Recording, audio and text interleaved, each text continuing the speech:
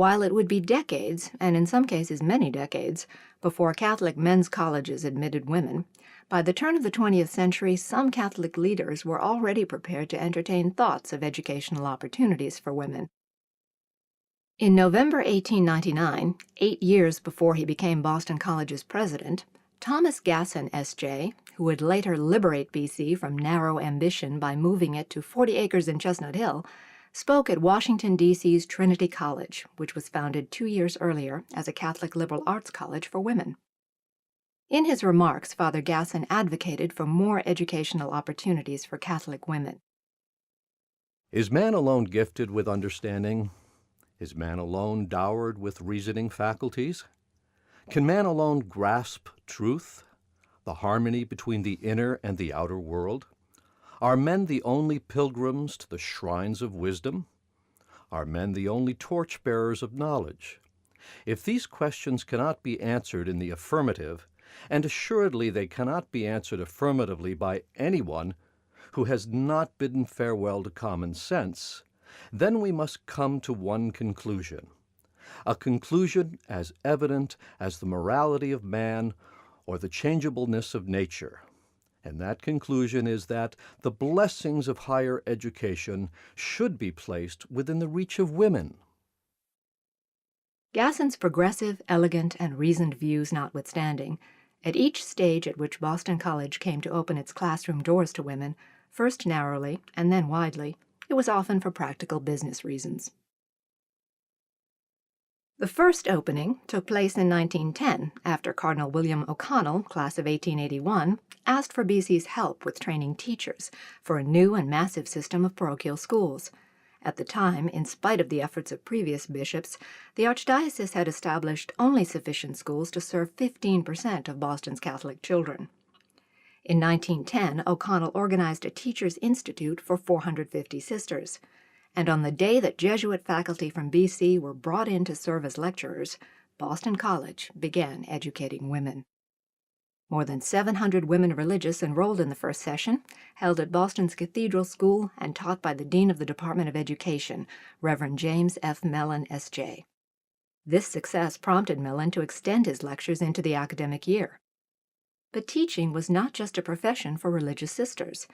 By the turn of the 20th century, it had become a preferred occupation for daughters and granddaughters of Irish immigrants.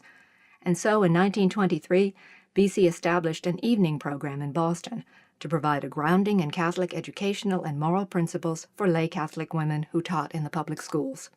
500 women registered for the course, which was the first offered to women for credit toward a Boston College degree.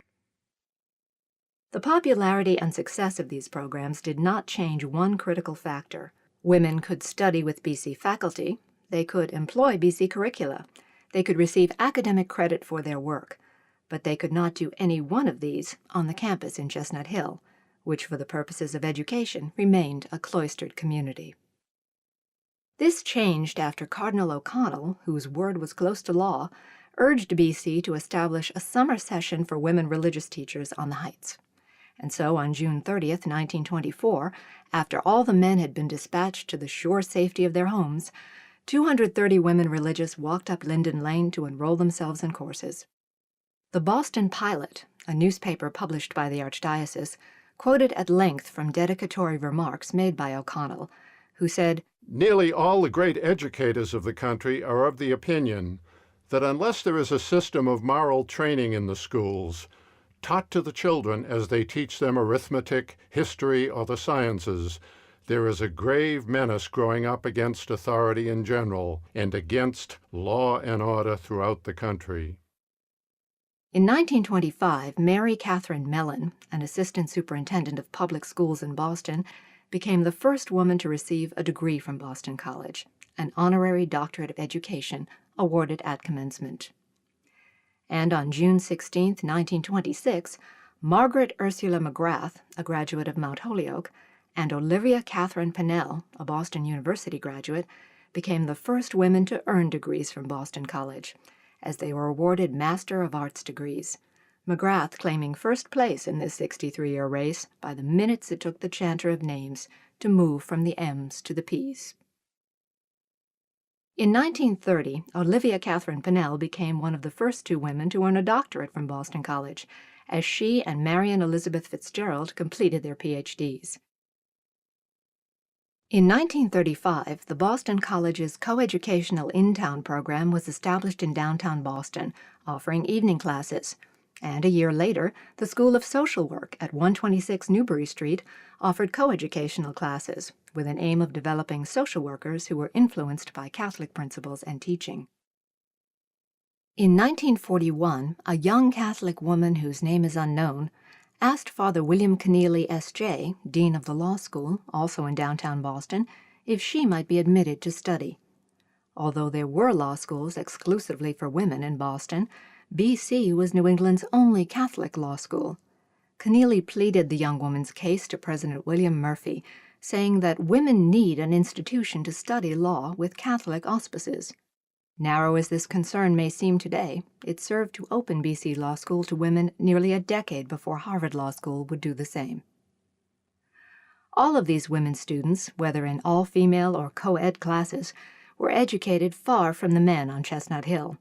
And that remained the case in 1947, when B.C., at the urging of another ambitious cardinal, Richard Cushing, opened a school of nursing to educate nurses for Catholic hospitals. The first full-time B.C. undergraduate program open to women, the nursing school opened on Newbury Street in Boston. 5 years later, in 1952, the prohibition against having women students on Chestnut Hill at the same time as men students fell with a crash, when B.C.'s Department of Education became the School of Education and moved to the Chestnut Hill campus along with 110 women students. The lofty tower of Gasson Hall at Boston College registered no shock perceptible on the seismograph at Weston College Observatory last week, so perhaps the first enrollment of women as undergraduates at the century-old men's college at Chestnut Hill was not actually earth-shaking, noted the Boston Globe on September 24, 1952. Some boys look at us as though we had two heads, but they'll get used to us eventually, especially if we're allowed to join clubs like debating and dramatics, said one of the new BC co-eds. But while the boys may have been prepared for the change, the university clearly wasn't. Restrooms and athletic facilities were among the most pressing issues. In the latter case, women who wished to play sports had to cross Commonwealth Avenue, in their uniforms, to use the fields at Mount Alvernia School, their coats pulled about them to conceal their bare knees and calves from male students and passing motorists. Marketing and advertising were also issues. The admissions brochure that had been prepared to announce the new School of Education featured a cover photograph of 3 young men, who were indeed students, and 2 young women, who were secretaries, recruited to be co-ed stand-ins. In 1960, the School of Nursing arrived in Chestnut Hill to occupy the newly completed Cushing Hall, named for the man who had instigated the school's creation, and brought another 700 women students and faculty to the campus.